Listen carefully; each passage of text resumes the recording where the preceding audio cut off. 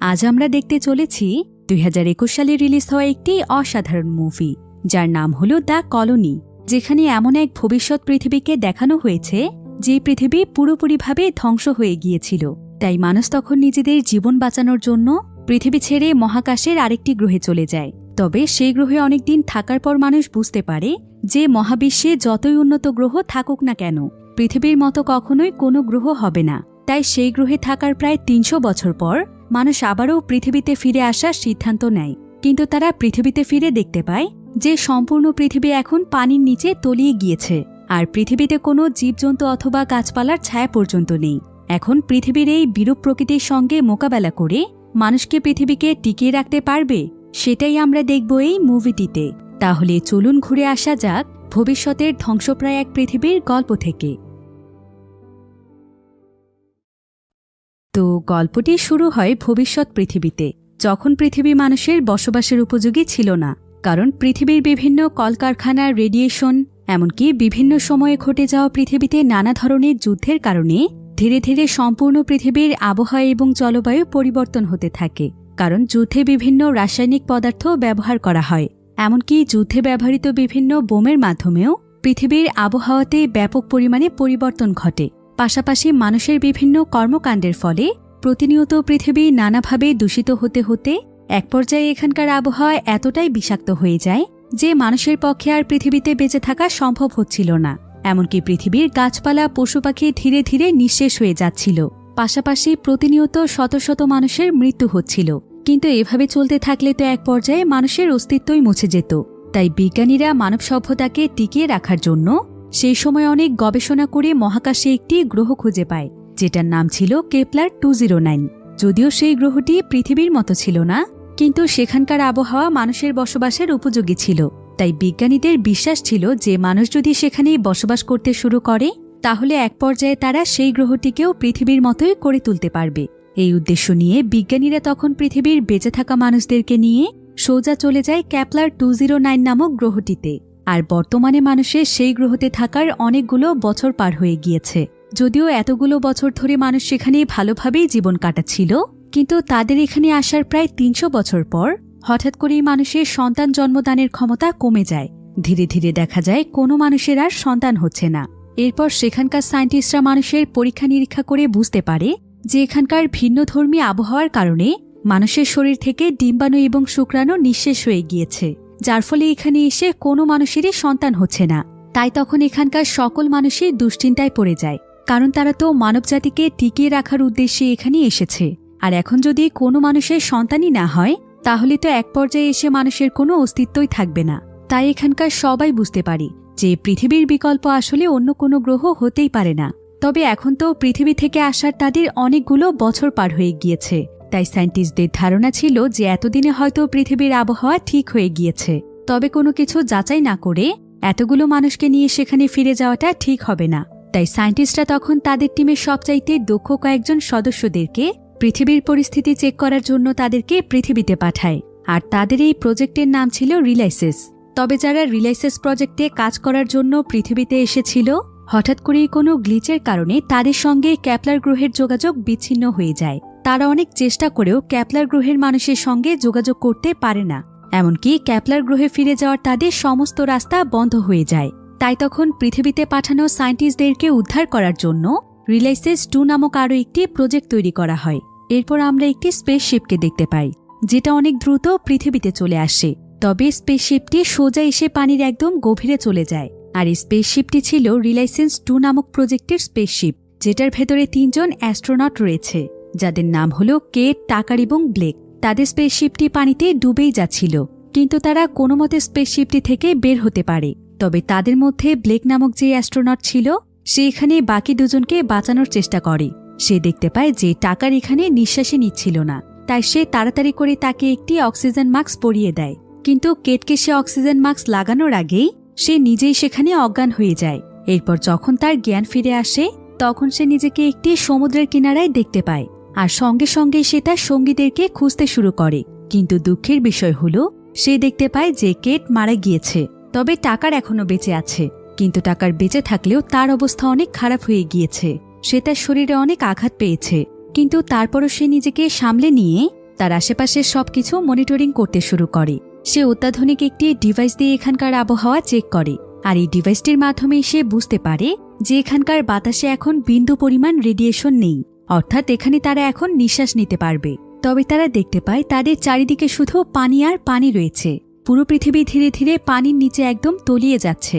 এরপর ব্লেক তখন আশেপাশে এটা চেক করতে যায় যে আশেপাশে জীবিত কোনো প্রাণী রয়েছে কিনা। আর কিছু দূর যাওয়ার পর ব্লেক দেখতে পায় যে পৃথিবীতে এখন পানিতে বসবাসকারী কিছু প্রাণী জীবিত রয়েছে। তারা স্বাভাবিকভাবেই এখানে সার্ভাইভ করতে পারছে। এটা দেখতে পেয়ে ব্লেক সঙ্গে সঙ্গেই টাকারের সঙ্গে যোগাযোগ করে। তারা এখানে একটি মাইক্রোফোনের মাধ্যমে একে অপরের সাথে যুক্ত ছিল। ব্লেক তখন টাকারকে জানায় যে পৃথিবীতে এখন জীবনের অস্তিত্ব রয়েছে।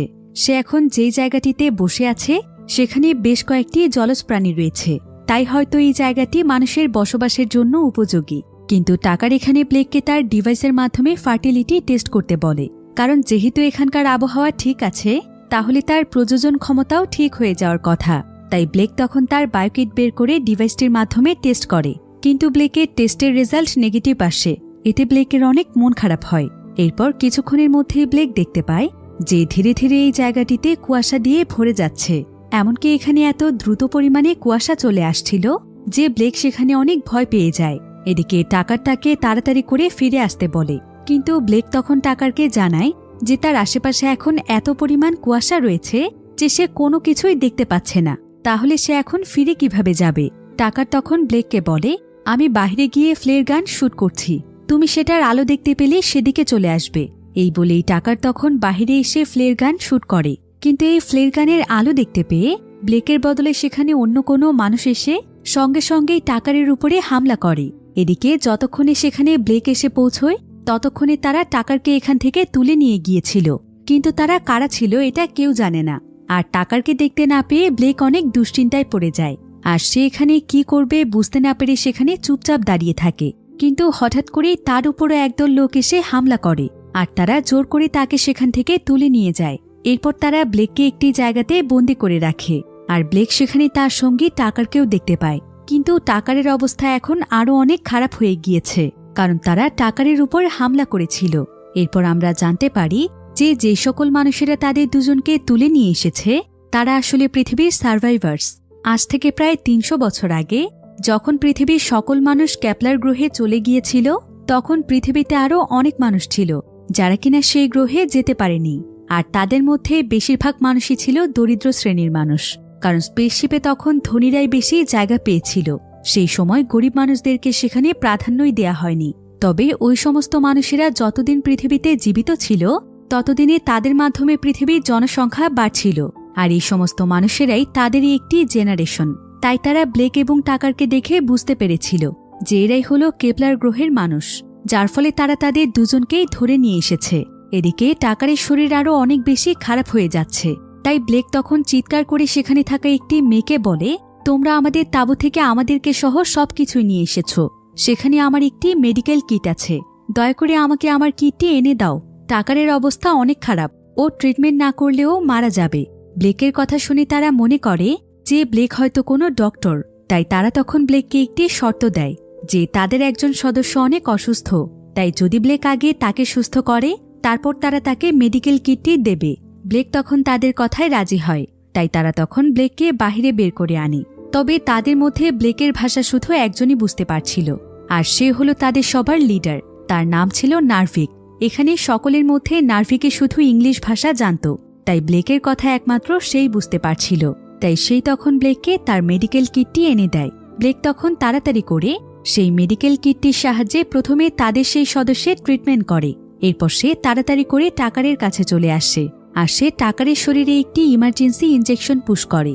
এবার টাকার যখন ধীরে ধীরে একটু স্বাভাবিক হয়ে যায় তখন ব্লেক তাকে বলে, আমি বাইরে গিয়ে তাদের ছোট ছোট বাচ্চাদেরকে দেখতে পেয়েছি, তার মানে পৃথিবীর মানুষেরা এখনও সন্তান জন্মদান করতে সক্ষম।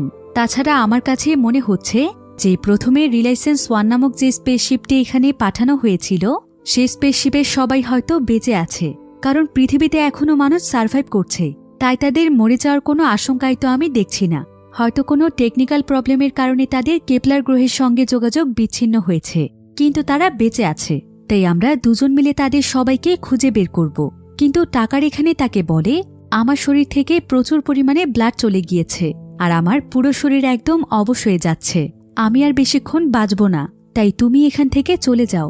আমাকে সাথে নিলে শুধু শুধু তোমার এনার্জি শেষ হবে। কিন্তু ব্লেক তারপরও তাকে তার সাথে নিতে চাইছিল, তাই টাকার তখন বাধ্য হয়ে সেখানে একটি মেডিসিন খেয়ে নেয়। আর এটা ছিল একটি বিষাক্ত মেডিসিন, যার ফলে সঙ্গে সঙ্গেই সেখানে টাকার মারা যায়। আসলে এই মেডিসিনটি তাদেরকে এ কারণে দেয়া হয়েছিল যাতে করে যদি তারা এমন কোনো কঠিন পরিস্থিতিতে পড়ে যায় যে যখন তারা তাদের শারীরিক কষ্ট সহ্যই করতে পারবে না, তখন তারা যেন নিজেরাই নিজেদেরকে মেরে ফেলতে পারে। আর এখানে আমরা রিলায়েন্স ওয়ানের একটি ফ্ল্যাশব্যাক দেখতে পাই। আসলে রিলায়েন্স ওয়ানে যে কয়েকজন অ্যাস্ট্রোনট ছিল তাদের মধ্যে ব্লেকের বাবা ছিল একজন, যে কিনা রিলায়েন্স ওয়ান প্রজেক্টের স্পেসশিপে করে পৃথিবীতে এসেছিল, কিন্তু তারপর থেকে তাদের কোনো সন্ধানই পাওয়া যায়নি। এর প্রায় অনেক বছর পর যখন রিলায়েন্স 2 প্রজেক্টের আয়োজন করা হয়েছিল, ব্লেক তখন পৃথিবীতে শুধুমাত্র একটি কারণেই আসতে চাইছিল, আর সেটা হলো তার বাবাকে খুঁজে বের করা। আর ব্লেক যখন অনেক ছোট ছিল তখন তার বাবা তাকে সবসময় পৃথিবীর গল্প শোনাত, যে পৃথিবীর আবহাওয়া কেমন ছিল, সেখানকার ঘরবাড়ি কেমন ছিল, এমনকি পৃথিবীতে একসময় মানুষের জীবন কেমন কাটত। ছোটবেলায় ব্লেকের একমাত্র সঙ্গী ছিল তার বাবা, তাই ব্লেক এখানে মনে মনে দৃঢ় প্রতিজ্ঞা করে যে যেভাবেই হোক সে তার বাবাকে খুঁজে বের করবে, কারণ সে তার বাবাকে অনেক ভালোবাসে। এবার হঠাৎ করেই ব্লেক একটি ভয়ানক স্বপ্ন দেখতে পেয়ে সঙ্গে সঙ্গে আতঙ্কিত হয়ে ঘুম থেকে ওঠে, যেটা উপর থেকে সেখানে থাকা ছোট ছোট বাচ্চারা দেখতে পায়। আর তারা এতে ব্লেকের উপর অনেক হাসতে শুরু করে, কারণ সে সামান্য স্বপ্ন দেখে ভয় পেয়েছে। এমনকি তারা সবাই মিলে এখানে ব্লেকের উপর পানি ঢেলে দেয়। তবে সমস্ত বাচ্চারা এখানে ব্লেককে নিয়ে মজা করলেও তাদের মধ্যেই মাইলা নামক একটি মেয়ে ছিল। সমস্ত বাচ্চারা সেখান থেকে চলে গেলে মাইলা ব্লেকের সঙ্গে কথা বলার চেষ্টা করে। এরপর ব্লেক যখন বুঝতে পারে যে মেয়েটি তার সঙ্গে কথা বলতে চাইছে, সে তখন দেয়ালে কয়েকটি ছবি এঁকে মেয়েটিকে এটা বোঝানোর চেষ্টা করে যে সে অন্য আরেকটি গ্রহ থেকে এসেছে। মাইলাও তখন তার ড্রয়িংগুলো বুঝতে শুরু করে।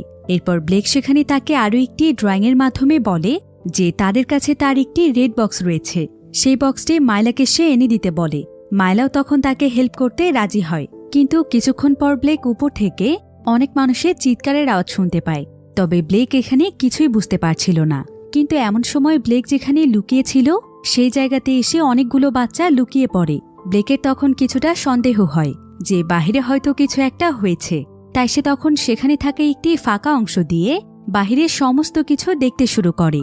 ব্লেক দেখতে পায় যে এখানে যে সমস্ত মানুষেরা বসবাস করে তাদের উপরে একদল লোক হামলা করেছে। তারা এখানে তাদের সবাইকে মারছিল, এমনকি তাদের সবকিছু ভাঙচুর করছিল। আর হঠাৎ করেই ব্লেকের সেখানে মাইলার উপর চোখ পড়ে। ব্লেক দেখতে পায় যে মাইলার হাতে তার সেই রেড বক্সটি রয়েছে, যেটার কথা সে তাকে বলেছিল। এরপর ঠিক এমন সময় সেখানে একটি বাচ্চা কাঁদতে শুরু করে, তাই ব্লেক তখন সঙ্গে সঙ্গেই বাচ্চাটিকে কোলে নিয়ে তার কান্না থামানোর চেষ্টা করছিল, কারণ এই বাচ্চারাও শুনতে পেলে সেই লোকেরা এখানেও চলে আসবে। কিন্তু যখন ব্লেক বাচ্চাটিকে কোলে নিয়ে আদর করছিল তখন তার কাছে মা হওয়ার একটা মোহ কাজ করছিল। সে ভাবছিল মা হতে পারাটা অনেক ভাগ্যের ব্যাপার, কারণ তারা চাইলেই তো কেপলার গ্রহে মা হতে পারে না। এরপর প্রায় অনেক সময় পার হয়ে যায়। ব্লেক তখন বুঝতে পারে যে বাহিরের সবকিছু একদম শান্ত হয়ে গিয়েছে, কারণ বাহির থেকে কোনো শব্দ পাওয়া যাচ্ছিল না। এরপর আমরা বাহিরে নার্ভিককে দেখতে পাই, যে কিনা ছিল তাদের পুরো টিমের লিডার। নার্ভিক তখন তাদের সকলের কাছে আসে তাদেরকে সেখান থেকে উপরে তুলে আনে, কিন্তু সে মাইলাকে কোথাও দেখতে পাচ্ছিল না। তাই সে আশেপাশে সমস্ত জায়গাতে মাইলাকে খুঁজতে থাকে।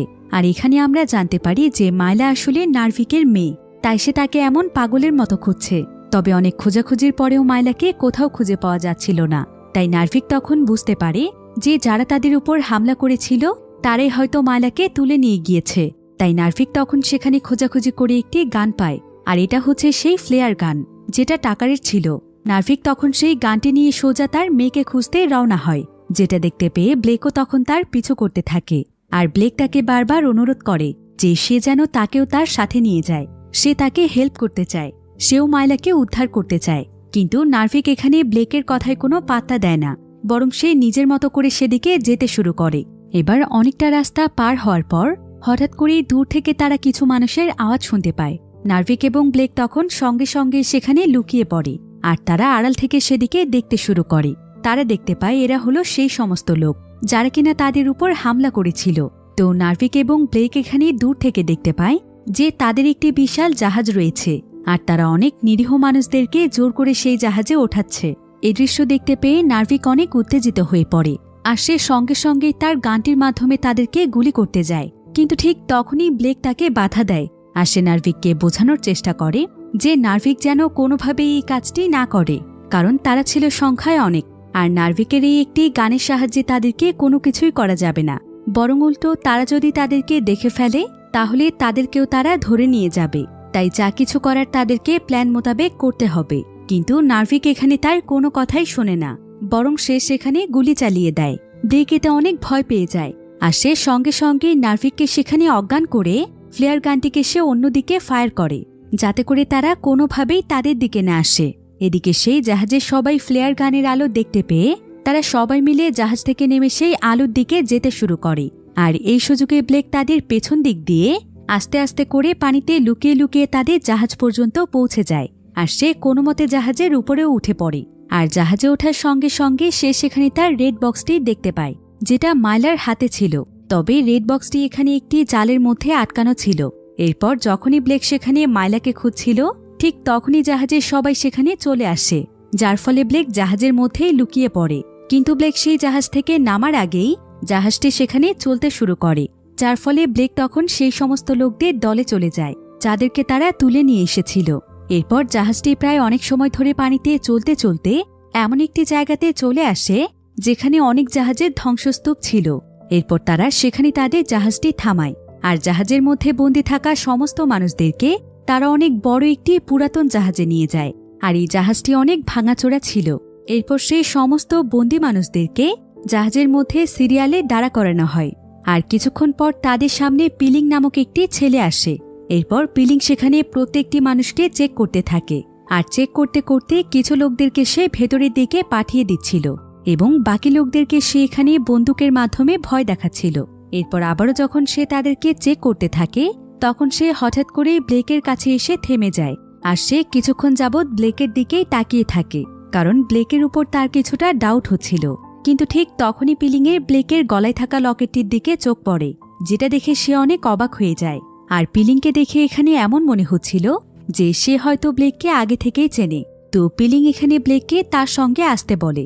এরপর সে ব্লেককে সোজা গিবসন নামক একজন ব্যক্তির কাছে নিয়ে যায় আর এই গিবসন ছিল তাদের দলের লিডার। তো গিবসনে এখানে ব্লেকের গলার লকেট দেখে অনেক অবাক হয়ে যায় আর সে ব্লেককে বলে, তুমি নিশ্চয়ই ক্যাপলার গ্রহ থেকে এসেছ। গিবসনের কথা শুনে ব্লেকও অনেক অবাক হয়, কারণ ক্যাপলার গ্রহের কথা সে কিভাবে জানল। গিবসন তখন তাকে জানায় যে অনেক বছর আগে রিলায়েন্স 1 প্রজেক্টের যে স্পেসশিপটি পৃথিবীতে এসেছিল সেও সেই স্পেসশিপে ছিল, অর্থাৎ সেই অ্যাস্ট্রোনটদের মধ্যে সেও ছিল একজন। আর সে ব্লেককে চেনে, কারণ তারা যখন পৃথিবীতে এসেছিল তখন ব্লেক অনেক ছোট ছিল। এটা জানতে পেরে ব্লেক অনেক অবাক হয়ে যায়। সেই সাথে সে অনেক খুশিও হয়, কারণ যদি তাদের কাছ থেকে সে তার বাবার সন্ধান পায় তবে ঠিক এমন সময় ব্লেক সেখানে একটি বাচ্চাকে দেখতে পায় আর এই বাচ্চাটির নাম ছিল নীল। ব্লেক তখন গিবসনের কাছে এই বাচ্চাটির সম্পর্কে জানতে চায়। গিবসন তখন তাকে জানায় পৃথিবীতে আসার পর সেই বাচ্চাটিকে দত্তক নিয়েছে। এরপর গিবসন ব্লেককে জিজ্ঞাসা করে, তুমি কি পৃথিবীতে একাই এসেছ নাকি তোমার সঙ্গে আরো সঙ্গীরা আছে, আর যদি থেকে থাকে তাহলে তারা কোথায়? ব্লেক তখন তাকে জানায় যে তার সঙ্গে তার আরো 2 জন বন্ধু ছিল, কিন্তু দুর্ভাগ্যবশত তারা দুজনই মারা গিয়েছে। এখন শুধুমাত্র সে বেঁচে আছে আর তাদের যে স্পেসশিপটি রয়েছে সেটাও ড্যামেজ হয়ে গিয়েছে, তাই সে এখন তার গ্রহের কারো সঙ্গে যোগাযোগ করতে পারছে না।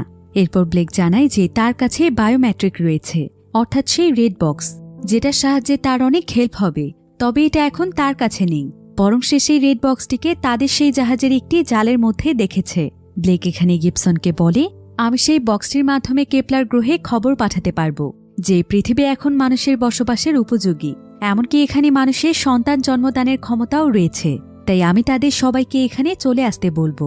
তবে তাদের সঙ্গে যোগাযোগ করার জন্য রেড বক্সটি যথেষ্ট নয়, সেটার সঙ্গে একটি ট্রান্সমিশনেরও প্রয়োজন, যেটা আমাদের স্পেসশিপে রয়েছে, কিন্তু সেটাও ডিস্ট্রয় হয়ে গিয়েছে। তবে রিলায়েন্স 1 প্রজেক্টের স্পেসশিপের ট্রান্সমিশন আমরা কাজে লাগাতে পারি। আপনি কি আমাকে এই বিষয়ে হেল্প করতে পারবেন? গিবসন তখন তাকে বলে, রিলায়েন্স 1 প্রজেক্টের স্পেসশিপ তো কবেই নষ্ট হয়ে গিয়েছে, তাই সেটা আর কোনো কাজে লাগবে না। এটা শুনে ব্লেকের অনেক মন খারাপ হয়। এরপর ব্লেক তার কাছে তার বাবার কথা জানতে চায়, কারণ তার বাবা গিবসনের সঙ্গেই ছিল। তো গিবসন এখানে ব্লেককে বলে, আমরা যখন স্পেসশিপে করে এই পৃথিবীতে এসেছিলাম তখন আমাদের স্পেসশিপটি নষ্ট হয়ে যায়, তাই আমরা কোনোভাবেই কেপলার গ্রহের সঙ্গে যোগাযোগ করতে পারিনি। তাই বাধ্য হয়ে আমাদের সবাইকে পৃথিবীতেই থাকতে হয়। কিন্তু পৃথিবীতে আসার কয়েকদিনের মধ্যেই আমরা জানতে পারি যে পৃথিবীতে এখনও হাজার হাজার সার্ভাইভার্সরা রয়েছে, আর ওই সমস্ত সার্ভাইভার্সদেরকে মার্স বলা হয়। আসলে মানুষ যখন পৃথিবী ছেড়ে চলে গিয়েছিল তখন সেই স্পেসশিপগুলোতে শুধুমাত্র ধনী মানুষদেরকেই নেওয়া হয়েছিল, আর দরিদ্র শ্রেণীর মানুষদেরকে তারা ইচ্ছে করেই পৃথিবীতে ফেলে রেখে যায়, কারণ তাদের ইচ্ছে ছিল যে ধনীদেরকে নিয়ে তারা কেপলার গ্রহে আধুনিক একটি শহর তৈরি করবে। তাই তখন থেকেই কেপলার গ্রহের মানুষদের উপর পৃথিবীর মানুষের ক্ষোভ ছিল। আর এই বিষয়টি জানতে পেরে ডেভিড এবং গিবসন তখন পৃথিবীর মানুষদের কাছ থেকে তাদের পরিচয় গোপন করেছিল। তারা তাদের বলেছিল তারাও হলো পৃথিবীর সার্ভাইভার্স। তবে এক পর্যায়ে ব্লেকের বাবা ডেভিডের সাথে এখানকার মানুষদের অনেক ভালো সম্পর্ক হয়ে যায়। তারা সবাই ডেভিডকে অনেক পছন্দ করত। কিন্তু ডেভিড যখন বুঝতে পারে যে পৃথিবী এখন মানুষের বসবাসের উপযোগী, তখন সে গোপনে গোপনে আমাদের স্পেসশিপটিকে ঠিক করে ফেলে, যাতে করে সে কেপলার গ্রহের মানুষদেরকে এই খবরটি জানাতে পারে, আর তারা সবাই যেন পৃথিবীতে এসে নতুন করে বাঁচতে পারে। তবে তার কোনো অসৎ উদ্দেশ্য ছিল না, সে শুধুমাত্র পৃথিবীকে টিকিয়ে রাখতে চেয়েছিল। কিন্তু হঠাৎ করে একদিন পৃথিবীর মানুষেরা জেনে যায় যে ডেভিড তাদের গ্রহের হয়েও কেপলার গ্রহের সঙ্গে যোগাযোগ করতে চাইছে, অর্থাৎ সে হয়তো সেখানকার এজেন্ট হিসেবে কাজ করছে। তার মানে ডেভিড তাদের সাথে বিশ্বাসঘাতকতা করেছে। তাই তারা তখন ডেভিডের উপর অনেক ক্ষিপ্ত হয়ে যায়, আর তারা সঙ্গে সঙ্গে ডেভিডকে মেরে ফেলে। এমনকি সেই স্পেসশিপটিকেও তারা ভেঙে একদম গুড়িয়ে দেয়। তাই ব্লেকের বাবা অর্থাৎ ডেভিড এখন পৃথিবীতে বেঁচে নেই। এসব কিছু জানতে পেরে ব্লেক অনেক কষ্ট পায়, কারণ সে তার বাবাকে অনেক ভালোবাসত, আর সে এই আশাতে পৃথিবীতে এসেছিল যে সে তার বাবাকে খুঁজে বের করবে। কিন্তু তার সেই স্বপ্ন আর কখনোই পূরণ হবে না। এবার গিবসন এখানে ব্লেককে কিছু ড্রয়িং দেখায়, যে ড্রয়িংগুলো ছিল অনেক হাই টেকনোলজি সম্পূর্ণ মেশিনের। গিবসন তখন ব্লেককে জানায় যে এই মেশিনগুলো ড্রয়িং তার বাবা তৈরি করেছে, কারণ সে নিজেই মেশিনগুলো তৈরি করতে চাইছিল। আর আমরা দুজন মিলে একসঙ্গে এই মেশিনগুলো তৈরির কাজ করছিলাম, কিন্তু তার আগেই তোমার বাবা মারা যায়, তাই এগুলোর কাজ আজ পর্যন্ত সম্পূর্ণ হয়নি। কিন্তু আমি এখনো এগুলোর উপর কাজ চালিয়ে যাচ্ছি, আশা করি খুব শীঘ্রই আমি সফল হতে পারবো। ব্লেক তখন তার কাছে জানতে চায় যে সে এখন কোন মেশিনের উপর কাজ করছে। গিবসন তখন তাকে জানায় যে সে এখন এমন একটি মেশিনের উপর কাজ করছে যেটার সাহায্যে প্রচুর পরিমাণে এনার্জি তৈরি করা সম্ভব, আর যদি সে একবার এই মেশিনটি তৈরি করে ফেলতে পারে তাহলে এই এনার্জির মাধ্যমে পৃথিবীকে আগের মতো উন্নয়নশীল করা সম্ভব। তো এই সমস্ত বিষয়ে কথা বলার পর ব্লেককে গিবসন একটি কেবিন দেয়, যাতে করে সে তাদের সঙ্গেই থাকতে পারে। ব্লেক তখন ফ্রেশ হওয়ার জন্য গোসল করতে যায়, আর গোসল করার সময় ব্লেক বুঝতে পারে যে পৃথিবীতে আসার পর তার পিরিয়ড শুরু হয়েছে, যেটা কেপলার গ্রহে কোনো মেয়েরই এখন হয় না, অর্থাৎ সেও হয়তো এখন সন্তান জন্ম দিতে পারবে। তাই ব্লেক এতে অনেক খুশি হয়ে যায়। এরপর গিবসন সেদিন ব্লেককে তাদের আরেকটি কেবিনে নিয়ে যায়, যেখানে অনেকগুলো ছোট ছোট বাচ্চারা ছিল, আর এই বাচ্চাদেরকে এখানে ক্লাস করানো হচ্ছিল। গিবসন তখন এই বাচ্চাদের সাথে ব্লেককে পরিচয় করিয়ে দেয়, আর তারা এখানে এই বাচ্চাদেরকে কেপলার গ্রহ সম্পর্কে জানায়। এমনকি ব্লেক তাদের সাথে অনেক গল্প করে। এরপর এখানকার সমস্ত বাচ্চাদের সাথে পরিচয় শেষ হলে ব্লেক সেখানকার সম্পূর্ণ জায়গাগুলো ঘুরে ঘুরে দেখছিল, আর এক পর্যায়ে সে একটি রুমের মধ্যে নীলকে দেখতে পায়। নীল এখানে ছোট্ট একটি চারা গাছের সামনে দাঁড়িয়েছিল, আর সে চারা গাছটি দেখে কিছু একটা চিন্তা করছিল। ব্লেক তখন তার কাছে জানতে চায় যে এটা কি। নীল তখন তাকে বলে এটা হলো একটি চারা গাছ। আসলে ব্লেক যেই গ্রহে ছোট থেকে বড় হয়েছে সেখানে কখনোই কোনো গাছপালা ছিল না, তাই তার গাছপালা সম্পর্কে কোনো ধারণাই নেই। নীল তখন এখানে ব্লেককে বলে এখন তো গাছগুলো ছোট ছোট হয়, কিন্তু একসময় গাছপালা চারিদিক থেকেই আমাদের চাইতেও বড় ছিল। নীলের মুখে একথা শুনে ব্লেক একদম অবাক হয়ে যায়, কারণ ব্লেক যখন অনেক ছোট ছিল তখন তার বাবাও তাকে এই একই লাইন বলেছিল যে একসময় গাছপালা চারিদিক থেকে আমাদের চাইতেও বড় ছিল। ব্লেক তখন নীলকে বলে তোমাকে এই কথা কে বলেছে? নীল তখন ব্লেককে জানায় যে এখানকার একটি ভেন্টিলেশন পাইপ আছে, সেখান থেকে ডেভিড নামক একটি লোক তার সঙ্গে কথা বলে, আর সে তার কাছ থেকে এই কথাগুলো জানতে পেরেছে। একথা শুনে ব্লেক আরও বেশি অবাক হয়ে যায়, কারণ ডেভিড তো তার বাবার নাম। ব্লেক তখন নীলকে বলে তুমি কি আমাকে বলতে পারবে যে ভেন্টিলেশন পাইপটি কোথায় রয়েছে? নীল তখন তাকে বলে যে এই জাহাজের ইঞ্জিনের পাশেই ভেন্টিলেশন পাইপ রয়েছে, আর সেখানকার একটি কেবিনের মধ্যেই ডেভিড আঙ্কেল থাকে। এরপর ব্লেক তখন ইঞ্জিন রুমের কাছে যেতে শুরু করে, আর নীলের কথা মতো সে সেখানে একটি কেবিন রুমও দেখতে পায়, যেখানে ছোট্ট একটি গ্লাস সেট করা আছে। ব্লেক তখন গ্লাসটির মাধ্যমে ভেতরে দেখার চেষ্টা করে, আর ব্লেক সেখানে একজন ব্যক্তিকে দেখতে পায় যে কিনা একটি চেয়ারের উপরে বসেছিল। আর তাকে দেখে ব্ল্যাক বুঝতে পারে যে এটাই হলো তার বাবা ডেভিড। কিন্তু যখন সে কেবিনের মধ্যে প্রবেশ করতে যাবে ঠিক তখনই সেখানে গিবসন চলে আসে। আর গিবসন তাকে বলে, তুমি এখানে কেন এসেছ? কিন্তু ব্লেক এখানে গিবসনের উপর অনেক রেগে যায়। আর সে গিবসনকে বলে, আপনি আমাকে মিথ্যে কেন বলেছেন? আমার বাবা তো বেঁচে আছে। এত বড় সত্যিটা আপনি আমার কাছ থেকে লুকোনোর চেষ্টা করেছেন। গিবসন তখন তাকে সমস্ত ঘটনা খুলে বলে। সে তাকে বলে, আসলে আমরা ক্যাপলার গ্রহে ফিরে যেতে পারতাম, কিন্তু তোমার বাবা নিজেই সেখানে যাওয়ার সমস্ত রাস্তা বন্ধ করে দিয়েছে। এমনকি সে নিজে স্পেসশিপটিকে ভেঙে গুড়িয়ে দিয়েছে, যাতে করে ক্যাপলার গ্রহ থেকে কোনো মানুষ পৃথিবীতে ফিরে আসতে না পারে। কিন্তু ব্লেকের কাছে গিবসনের সমস্ত কথা মিথ্যে মনে হয়। তাই সে এই সমস্ত বিষয়ে কনফার্ম হওয়ার জন্য জোর করে কেবিনের দরজা খুলে ভেতরে চলে যায়। আর সেখানে গিয়েই প্রথমেই সে তার বাবাকে জড়িয়ে ধরে, কারণ এতগুলো বছর পর সে তার বাবাকে খুঁজে পেয়েছে। তার বাবা ডেভিডও এখানে ব্লেককে দেখে অনেক খুশি হয়। ব্লেক তখন ডেভিডের কাছে জানতে চায় যে আসলেই কি সে ইচ্ছে করে ক্যাপলার গ্রহের সঙ্গে যোগাযোগ করেনি। ডেভিড তখন তাকে জানায় যে হ্যাঁ, সে নিজেই ইচ্ছে করে ক্যাপলার গ্রহের সঙ্গে যোগাযোগ করেনি। ব্লেক তখন তাকে বলে, তুমি এটা কেন করেছ বাবা? আর তুমি যখন এখানে চলে আসো তখন আমি একদম ছোট ছিলাম। তোমার কি আমার জন্য কোনো চিন্তা হয়নি যে আমি সেখানে তোমাকে ছাড়া কিভাবে থাকব? কিন্তু ডেভিড তাকে বলে, তুমি সেখানে অনেক ভালোই থাকতে, কারণ সেখানকার লাইফ অনেক উন্নত ছিল। কিন্তু আমি যখন এখানে এসেছি তখন আমি এখানকার শত শত মানুষদেরকে দেখেছি যাদেরকে ক্যাপলার গ্রহের মানুষেরা নিয়ে যায়নি। তারা এই পৃথিবীতে অনেক কষ্ট করে সার্ভাইভ করেছে। তবে তারা সবাই ছিল দরিদ্র শ্রেণীর মানুষ, কিন্তু তারা পৃথিবীতে অনেক সুখে শান্তিতে জীবনযাপন করছিল। আর আমি যদি তখন ক্যাপলার গ্রহের মানুষদেরকে এখানে আসতে বলতাম, তাহলে তারা তখন এই সমস্ত মানুষদের সুযোগ নিত, পৃথিবীর মানুষদেরকে তাদের গোলাম বানিয়ে রাখত, যেটা আমি কখনোই চাইনি। কারণ এখানকার মানুষগুলো অনেক ভালো ছিল, এমনকি তারা অনেক সহজ সরল ছিল। তাই আমি চেয়েছি পৃথিবীতে আবারও নতুন একটি জেনারেশন তৈরি হোক, যাদের মধ্যে কোনো অহংকার থাকবে না, এমনকি তাদের মধ্যে কোনো ধনী গরিবদের বৈষম্য থাকবে না। সবাই এখানে স্বাধীনভাবে তাদের জীবনযাপন করবে। তাই আমি ইচ্ছে করেই ক্যাপলার গ্রহের সঙ্গে যোগাযোগ করিনি। কিন্তু ডেভিডের এই সমস্ত কথা শুনে ব্লেক অনেক রেগে যায়, আর সে রাগ করে সেখান থেকে চলে যায়। কিন্তু কিছুক্ষণ পর তার কাছে গিবসন আসে, আর গিবসন তখন তাকে জানায় যে এখান থেকে একটু সামনের এলাকাতে একটি ওয়েদার স্টেশন রয়েছে। তাই সে চাইলেই সেই ওয়েদার স্টেশনে গিয়ে তার বায়োমেট্রিক মেশিন অর্থাৎ সেই রেড বক্সটিকে সেখানে কানেক্ট করে সরাসরি ক্যাপলার গ্রহের সঙ্গে যোগাযোগ করতে পারবে। আর সে তাদের সবাইকে পৃথিবীতে ফিরে আসতে বলতে পারবে। এরপর সেদিন রাতের বেলা তারা সবাই মিলে ডিনার করছিল, আর সেখানে নীলের সঙ্গে তার মাও রয়েছে। নীলের মা তখন এখানে ব্লেককে জানায় যে নীল যেদিন পৃথিবীতে এসেছিল সেদিন সে তার ডেলিভারি টাইমে অনেক বড় বিপদে পড়েছিল, আর সেই সময়ে গিবসন তাকে সাহায্য করেছে। এমনকি নীলকেও সে বড় করে তুলেছে। আর তখন থেকেই তারা গিবসনের সঙ্গেই থাকে। তো তারা এখানে এই সমস্ত বিষয়েই কথা বলছিল। কিন্তু ঠিক তখনই হঠাৎ করেই সেখানকার লাইট বন্ধ হয়ে যায়। আর কিছুক্ষণ পরেই গিবসনের কাছে পিলিং আসে। এরপর পিলিং এখানে গিবসনকে জানায় যে মার্সের সবাই অর্থাৎ পৃথিবীর লোকেরা তাদের জাহাজের কাছে পৌঁছে গিয়েছে, আর তারাই জাহাজের জেনারেটর বন্ধ করে দিয়েছে, যার ফলে এখন সম্পূর্ণ জাহাজটি অন্ধকারে পরিণত হয়েছে। তাই গিবসন তখন ব্লেক, নীল এবং তার মাকে একটি সুরক্ষিত জায়গাতে লুকিয়ে থাকতে বলে, কারণ মার্সের লোকেরা ছিল তাদের অনেক বড় শত্রু। তো গিবসনের কথা শুনে তারা সবাই লুকিয়ে পড়লেও ব্লেক সেখান থেকে বেরিয়ে আসে, আর সে নিচে গিয়ে এটা দেখার চেষ্টা করে যে মার্সরা আসলে এখানে কেন এসেছে। কিন্তু যখনই সে নিচে পৌঁছয় ঠিক তখনই সে সেখানে নার্ভিককে দেখতে পায়। এতে ব্লেক অনেক খুশি হয়। নার্ভিক আসলে এখানে তার মেয়ে মায়লাকে খুঁজতে এসেছে। তাই সে এখানে ব্লেককে বলে, আমার মেয়ে মায়লা কোথায়? ব্লেক তখন তাকে মায়লাকে খুঁজতে সাহায্য করতে চায়। এরপর তারা তাকে খুঁজতে খুঁজতে একটি রুমের কাছে পৌঁছয়, যেখানে হোস্টেলের মতো ছোট ছোট অনেকগুলো বেড রয়েছে।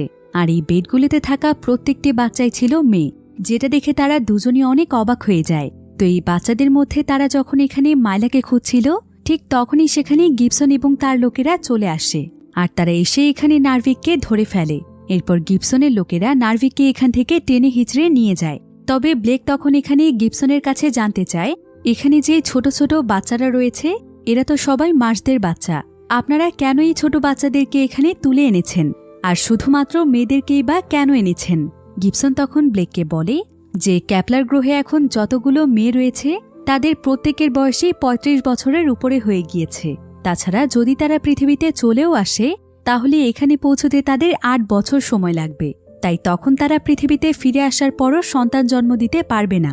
আর পৃথিবীতে এখন যত মানুষ রয়েছে তাদের মধ্যে ছেলেদের তুলনায় মেয়েদের সংখ্যা বেশি, তাই তারা এই বাচ্চা মেয়েদেরকে তাদের কাছে সংগ্রহ করে রাখছে, যাতে করে তারা এই বাচ্চাদের মাধ্যমে সন্তান জন্মদান করাতে পারে।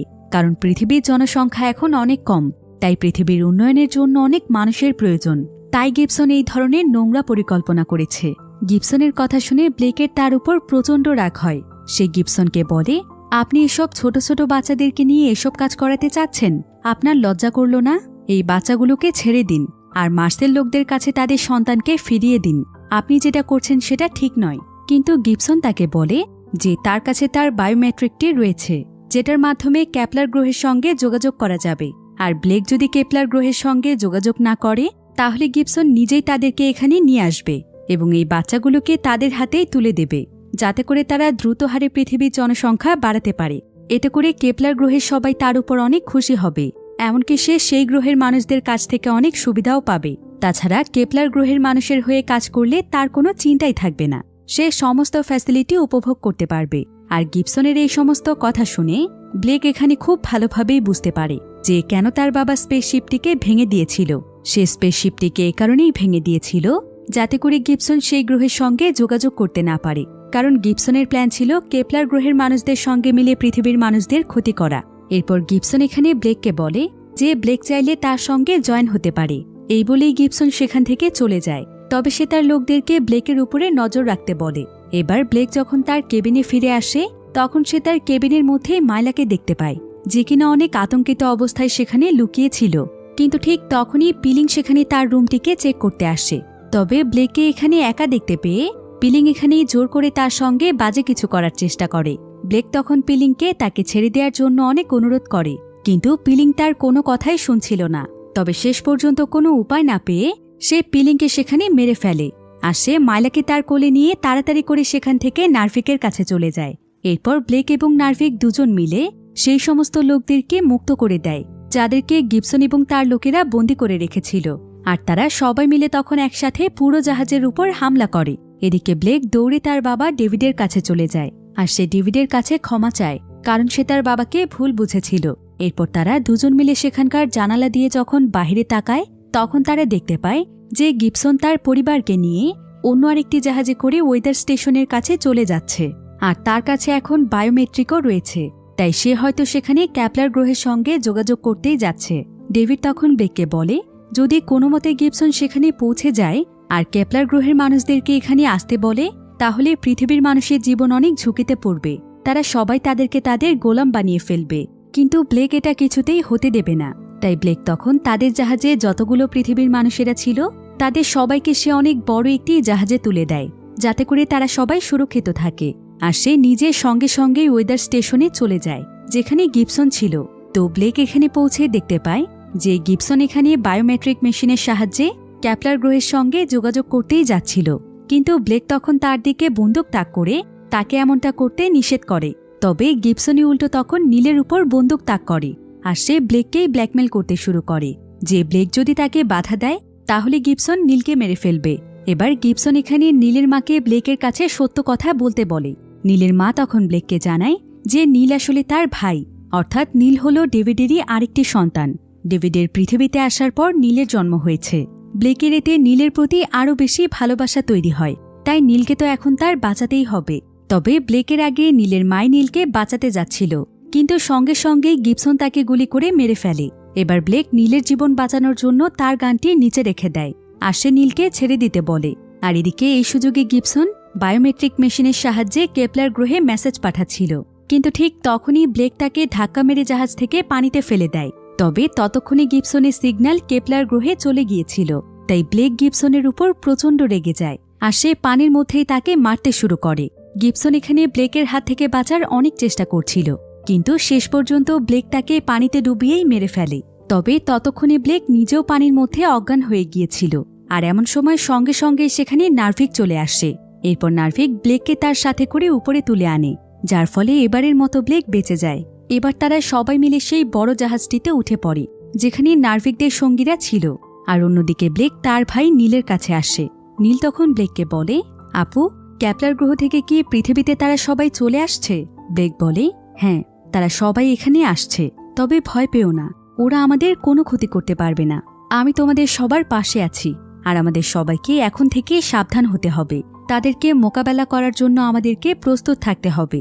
ব্লেকের কথা শুনে তারা সবাই তাদের মনোবল শক্ত করে যে তারা নিজেদের অধিকারের জন্য লড়বে। তারা তাদের জীবন থাকতে কখনোই হার মানবে না, কারণ তারাই হলো পৃথিবীর আসল সার্ভাইভার্স। এরপর তারা সবাই মিলে কেপলার গ্রহের মানুষদের জন্য অপেক্ষা করতে থাকে, আর তারা তাদের সেই বিশাল জাহাজে করে কোনো এক অজানার উদ্দেশ্যে বেরিয়ে পড়ে।